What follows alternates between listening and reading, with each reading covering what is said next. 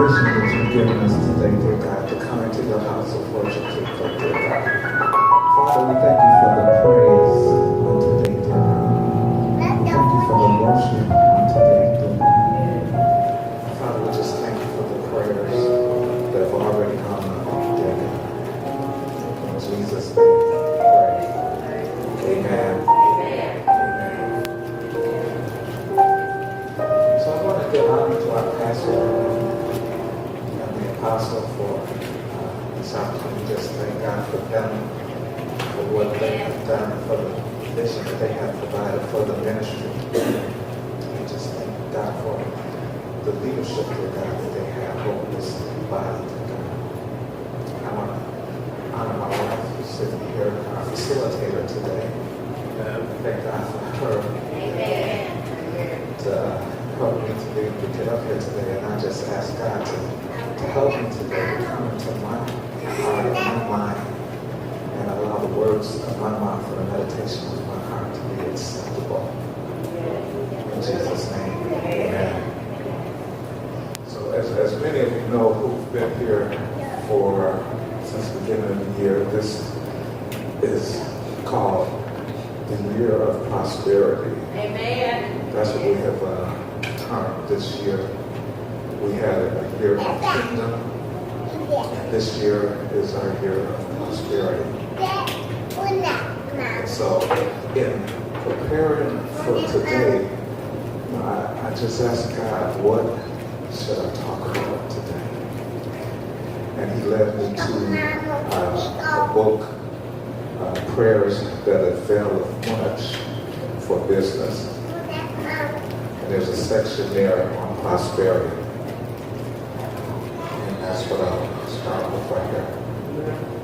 Father, I come to you in the name of Jesus concerning my financial situation. You are very present help in trouble, and you are more than enough. Your word declares that you shall supply all my need. Forgive me for robbing you in tithes and offerings. I repent and purpose to bring all the tithes into the storehouse, that there may be food in your house. Thank you for wise financial counselors and teachers who are teaching me the principles of good stewardship. Lord of hosts, you said, try me now in this, and I will open the windows of heaven and pour out for you such blessing that there will not be room enough to receive. You will remove the vowel for my sake. My heart is filled with thanksgiving. Lord my God, I shall remember that it is you who give me the power to get wealth, that you may establish your covenant in the name of Jesus. I worship you only. I will have no other gods before you. For you are able to make all grace, every favor, and earthly blessing come to me in abundance, so that I am always and in all circumstances furnished in abundance for every good work and charitable donation. Amen. Amen. But let us start off here in Genesis, because, this is where it all started. This is where the Bible begins. And a few select verses from Genesis. We'll start off here in Genesis 1, verse 11. And it says, Then God said, let the man produce vegetation. Let the land produce vegetation, seed-bearing plants and trees on the land that bear fruit with seed in it, according to their various kinds. And it was so. In verse 20 it says, And God said, let the water teem with living creatures, and let birds fly above the earth across the vault in the sky. And then in verse 24 it says, And God said, let the land produce living creatures according to their kinds, the livestock, the creatures that move along the ground, the wild animals, each according to its kind. And it was so. God made the wild animals according to their kind, the livestock according to their kinds, and all the creatures that move along the ground according to their kinds. And God said, and God saw that it was good. And then the next two verses here, 26 through 28, it says, and God said, let us make mankind in our image, in our likeness, so that they may rule over the fish in the sea, and the birds in the sky, over the livestock, and all the wild animals, and over all the creatures that move along the ground. So God created mankind in his own image. In the image of God, he created them. Male and female, he created them. God blessed them and said to them, be fruitful and increase in number. Fill the earth and subdue it. Rule over the fish in the sea and the birds in the sky, and over every living creature that moves on the ground. May God add a blessing to the reading and hearing and doing of his word. So, as we look at this, we see that this kind of starts with seed. God said, let every seed produce of its own kind. So if you have seeds like an apple seed, when you plant an apple seed, you're going to get an apple tree. Amen. You can't get an orange tree, a pear tree. It's going to produce after its own kind. Those are the laws that God said. So let's consider the process of an apple tree. You take one seed, you plant it in the ground, it produces a tree. One tree. That tree grows up. It produces apples. And then those apples produce other trees and other apples. So this one seed has grown and multiplied to create hundreds, thousands, millions of apples. So that's how your seed works. That's the way God created this seed thing for us. Everything works on this principle of seeds. So when you consider that process, let's look at other things that happen with seeds. You know, everything has a seed. You know, when you put in your tithes and offering, that's a seed. Amen. You know, when you go out into the community, that's a seed. Yeah. You know, I'm reminded of one teaching that I went to one time. This was a teaching on missions. And our pastor at the time was on his way to a mission in Africa. And he was blessed to do that. And he went to this teaching, and they were teaching about how you do missions to Africa. And one of the things that they cautioned him about was when you go there, you do not go there. You want to create a process that's repeatable. A repeatable process. So you don't want to create a dependent process.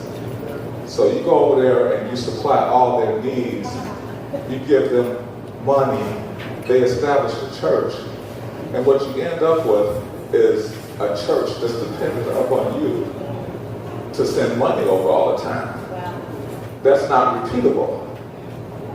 What's repeatable is that when that pastor reaches the next pastor in the next town, he's going to teach that pastor to go to somebody in the United States to get money to establish a church.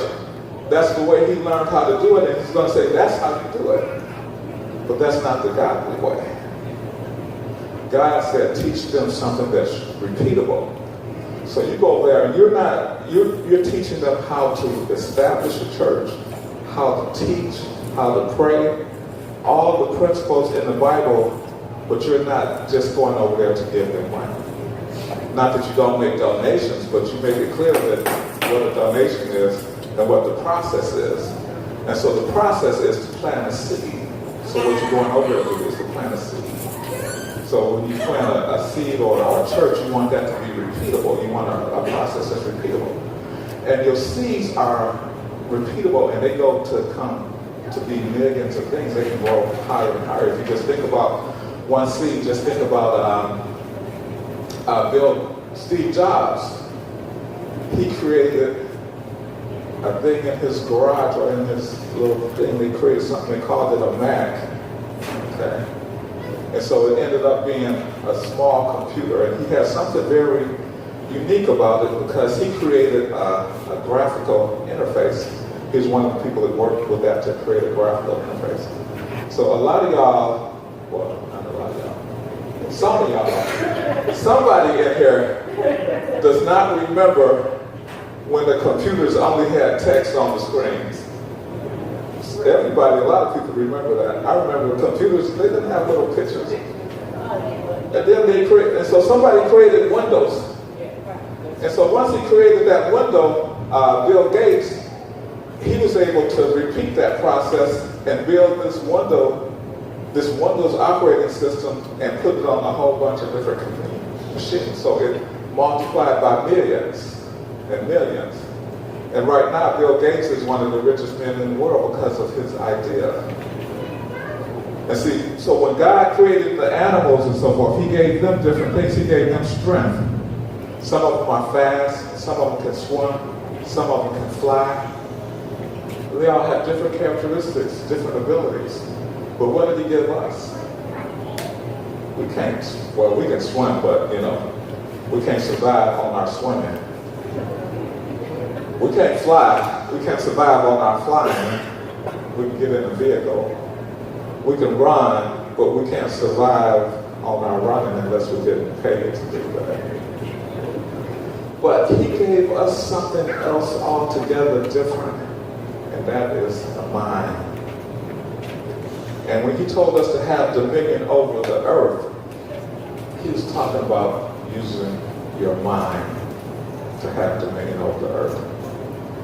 We don't have, we're not competing with other animals out here that are creating cars and computers and books. Only man has that ability. So God created us in his image and he gave us his mind. And so that's what we're supposed to use. And we're supposed to use that to multiply and create things. And so there's been a lot of, people in the world that have done different things like that, that's just multiplied. If you think of a singer, his seed is his song. He's able to sing that song one time, have it recorded, and it can be repeated hundreds, thousands, millions of times over and over again, and that seed multiplies, just like those apples started. But see, he's using what God gave him, the mind. So that's what we have to use, the mind. So we're in this year of prosperity, and so some people may be thinking, okay, we're past half the year. We're already past half the year, and right now I'm not seeing all the prosperity that God has promised me. Where is all this prosperity? What am I doing? What should I be doing? And God, he gives you an answer. But let me tell you a different answer that we got from John Maxwell. He wrote a book. And the title of his book is First You Lose. If you don't lose, if you don't win, what does the title saying go? First you win and then you lose, or what is it? How does that go? No? Okay, I'm the only one to know that one. Let me see. If you don't win, you lose. Oh, here it is. Sometimes you win, and sometimes you learn. Sometimes you win, and sometimes you learn. So if you haven't won yet, that don't mean you lose. That just means that you learned something. And once you learn something, that's what this mind is for. It's for you to learn something. Yeah, that's good. And everybody don't have to learn this by themselves. You got friends around, you got help. You go to your sources, as you're waiting on God to come to you. What do? You praise, you worship, you pray. And God gives you some other things. He says in Proverbs 23:7, for as a man thinketh in his heart, so is he. So you think of those things that are positive. You think of those things that God would give you. So when you're trying to figure out what to think about, sometimes you need to sing. Singing is important in the church. There's some people in here who would not go to a church that would not sing. That did not sing. There's some people in here who would not go to a church that did not have good singers. I know that's somebody in here. Somebody here wouldn't go to a church without good singers. It's not that you just have to have singers. You got to have good singers to get some people to the church. And like with me, I'm not a good singer, but I know when to sing. And we sing all the time. Kids will tell you, we sing all the time. Vicki and I, we sing all the time in the car. Sometimes you need that small audience, the car, the shower. Just pick your spot. What works for you? If you're not one of those up here that who's playing, try the car. It'll work for you. It'll get into your spirit. It'll change your mood. It'll change your mind. It'll help you. And so singing is important. And, in church, we do a lot of singing. We may start off with a song, and then we do some more talk and prayer, and then we have some more songs. So singing is important. And it's been important. David used to sing for the king. And that was one of his primary responsibilities, because the king sometimes needed his mood to be changed. When things are going bad, you need to change your mood. Hallelujah. Hallelujah. And how can you do that within yourself? Is put on some music. One of the songs that I've been singing a lot lately is that Waymaker. Light in the darkness.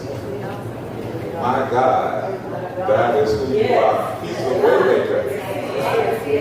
So even when you're sleeping, He's working. No matter what you may be doing, He's working. He's a Waymaker. He's working all the time. That's my God. That is who He is. That is what He does. And you think about all those other seeds. When the farmer plants the seeds in the ground, and the farmer goes home and gets into bed, those seeds are still growing.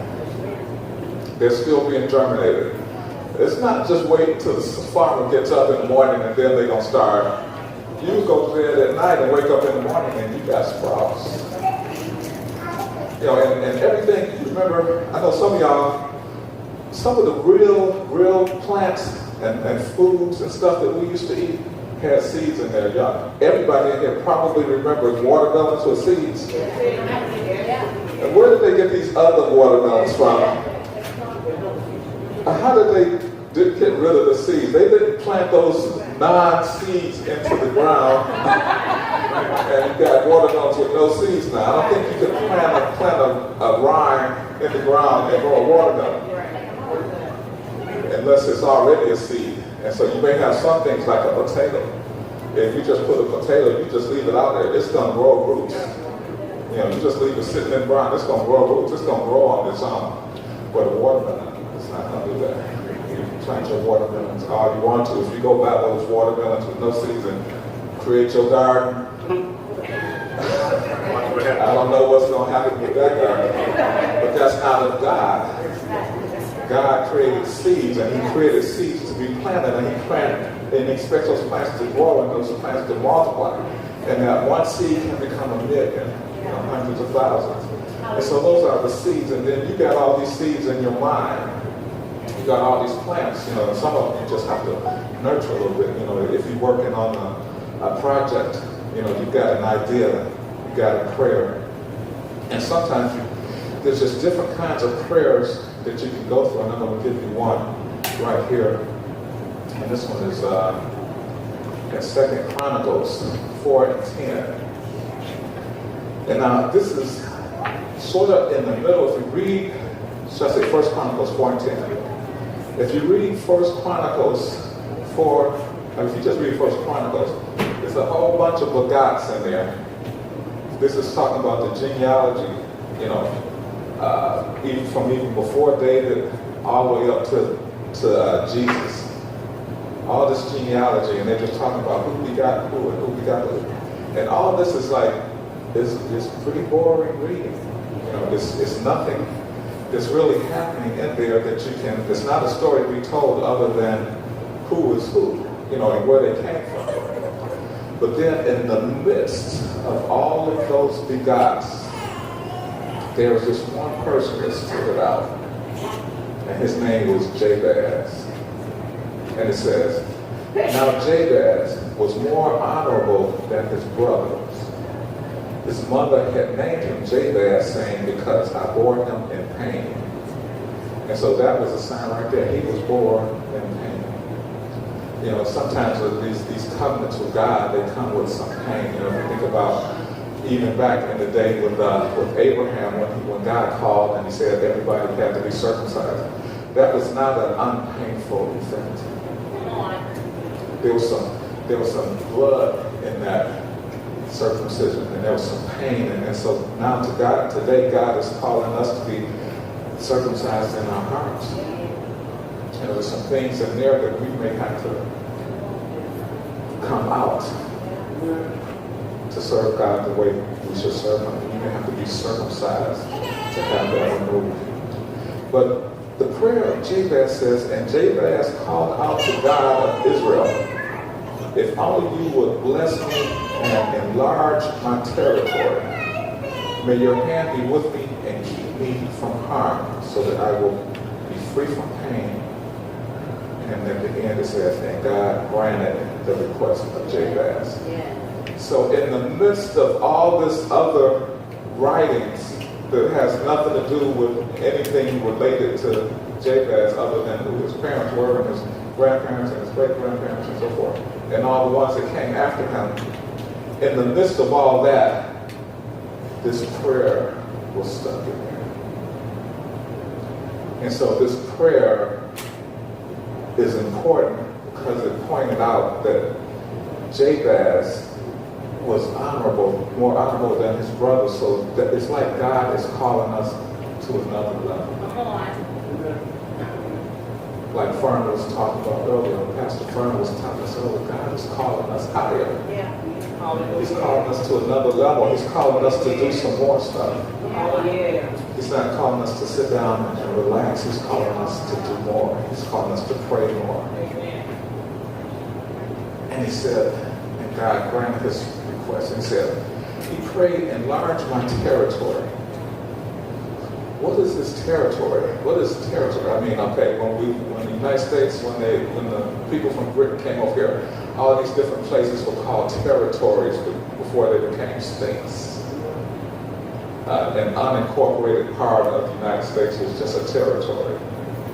And so it's a geographical area, but it can also be an administrative subdivision. So some of you may have jobs and you may be in charge of, I don't know, East St. Louis,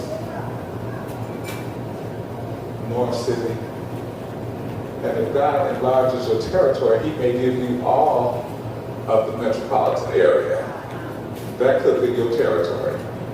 We may be in charge of this block right here, but if God enlarges our territory, we may be the lead church in all of University City. In all of St. Louis, but if God enlarges our territory, we can be the lead church in the state of Missouri. That's enlarging your territory. And you may be selling bread out your kitchen, and you're serving a few people, a few sites, a few things. But if God enlarges your territory, you're going to have more. Those seeds that you've planted are going to grow. It's going to multiply. And that's what he's praying for here. So your territory is not necessarily land. It may be your job where you're in charge of 2 people, and he enlarges your territory and you're in charge of 10. And then you get promoted again and you're in charge of 20 and 30 and 40. That is what this prayer is about, enlarging your territory. And what did he said, bless me and enlarge my territory. And because he was honorable to God. And so your territory also could be your field of expertise. You could be like a heart surgeon, and so you become even more knowledgeable in that. So now you're you have a broader sphere of expertise because he has enlarged your territory. And so also, when we go through all this stuff, sometimes there's going to be some tests. Some people, you've had some tests, you've been tested already. If not, you're going to be tested. If you don't learn, sometimes you win and sometimes you learn. So it's going to be one or the other. You're going to win or you're going to learn. If you don't learn, you're going to be tested and you're going to learn. That's what a test is. Tests are good. Tests are good. No, you don't want to go to the doctor if he has not taken a test. You don't want somebody pulling teeth out of your mouth if he cannot take a test to prove that he knows how to pull teeth out of your mouth. Because if you don't care about tests, I can pull out your teeth. If you don't care about tests, I can put something in your veins and make you go to sleep. I don't know about waking you up, but you need somebody that has taken a test, working with you in all these things that you're doing. You need people to take tests, and tests are good. All of our tests, most of our tests, are for us to become stronger and better and proficient and enlarge our territory because we know more. But we have to be careful, be patient, because when you go through these tests, things will happen. Now, Jesus went through some tests, and Jesus was tested in the wilderness back in Matthew 4 and 11. One of the things that happened when Jesus was tested, each time he tested, Jesus knew how to clap back at somebody. People clap back at you. How do you clap back? How did Jesus clap back at them? He said, Matthew 4 and 11 says, and Jesus was led by the Spirit into the wilderness to be tempted by the devil. And after fasting 40 days and 40 nights, he was hungry. If you are the Son of God, tell these stones to become bread. And Jesus clapped back at them. And his clap was, it is written. Every time Jesus responded to one of those attempts by the devil to get him to do something, he responded with, it is written. He answered and said, it is written, man shall not live on bread alone, but by every word that comes out of the mouth of God. And then the devil took him to the holy city and had him stand on the highest point in the temple. And he said, if you are the Son of God, throw yourself down from this highest place. Throw yourself down, because you won't be hurt because you're the Son of God. And then Jesus responded, for it is written, he will command the angels concerning you, and they will lift you up in their hands so that you will not strike your foot against the stone. So Jesus is always responding with, it is written. And he said, verse 7 says, it is written, do not put the Lord your God to the test. So it's always responded with, it is written. So when we go and we're looking for something, we need to go back to where it is written. verse 10 it says, well, verse 9 it says, and I will give you, he said, if you bow down and worship me. This is Satan asking, tempting Jesus with the mountains and the kingdoms and so forth. And Jesus said, if you bow down, Satan was asking Jesus to bow down and worship him. And Jesus responded, away from me, Satan, for it is written, worship the Lord your God and serve him only. So Jesus always responded with, it is written. And that's where we can get our response from. You know, when we have all these things that that are concerning us, remember where it is written and what is written.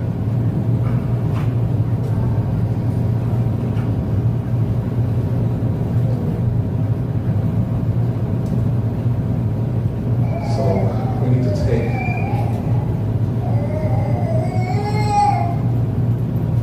everything.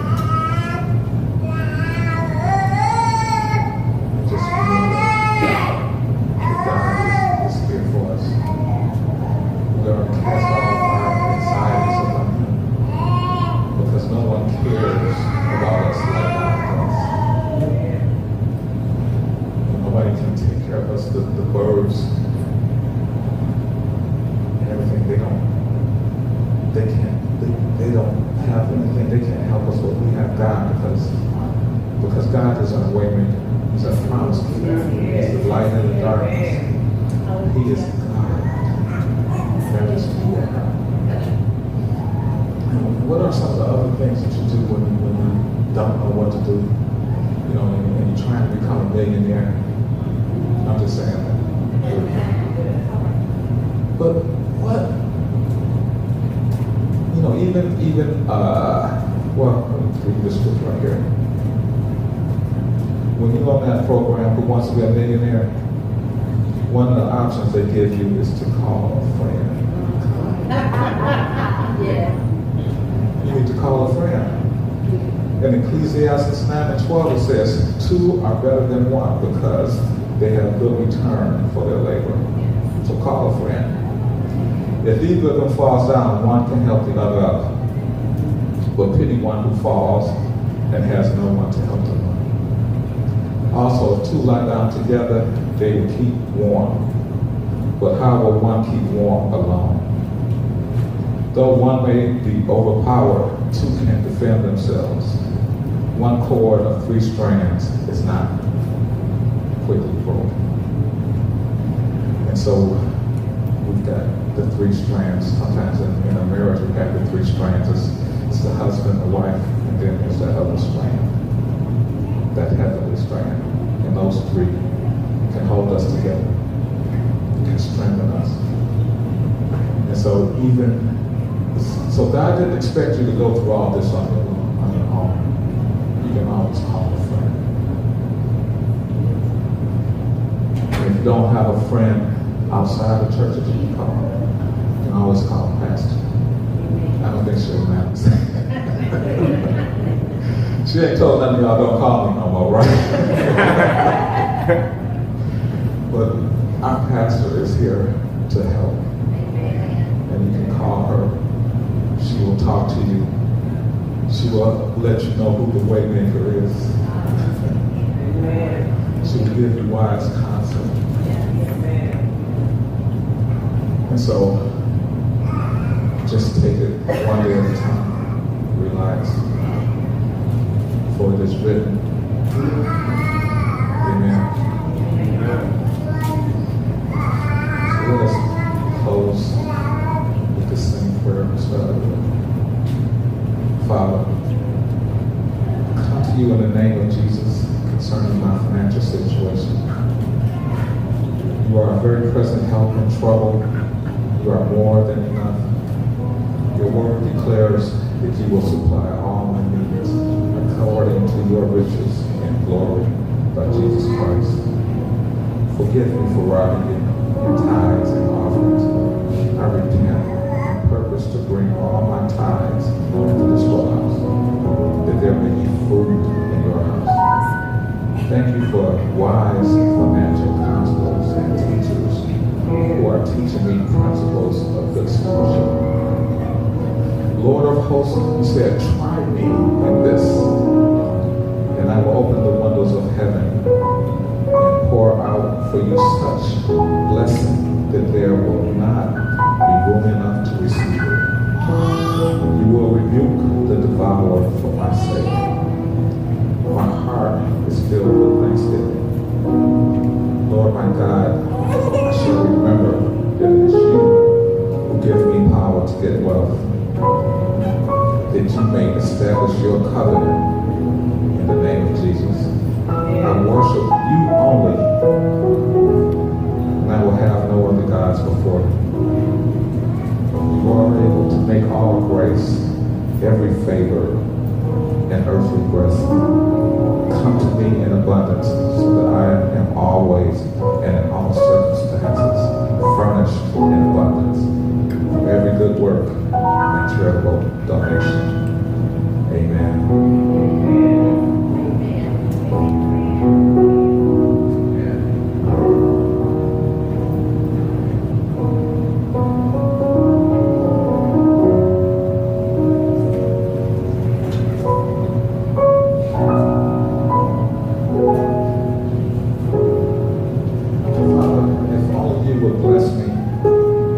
Enlarge my territory.